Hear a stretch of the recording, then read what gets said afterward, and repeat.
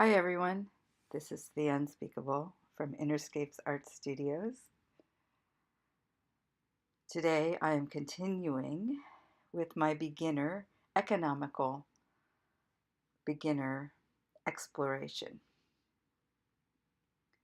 I am using apple barrel craft paints and my homemade pouring medium of 50% floetrol, 50% Elmers Glue All with some water. I'm doing another rainbow pour in a single flip cup, and it's a double layer of rainbow pour in the cup. I did want to have some cells today because the last two were lovely, but there were very few cells. So I put 1 drop of silicone into each color, and I also put some silicone on my fingertips and rubbed the sides and the bottom of the cup.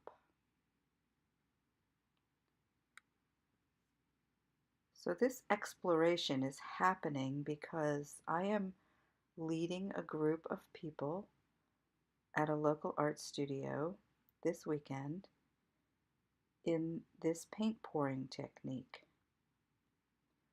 And I assumed, rightly so, that the studio would want to use the most economical supplies possible. And so I've been working with this all week because I haven't used these supplies.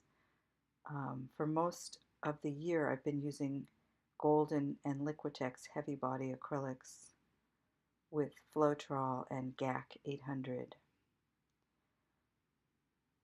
And if I'm going to lead people, I would like to become very familiar with the materials that we'll be working with.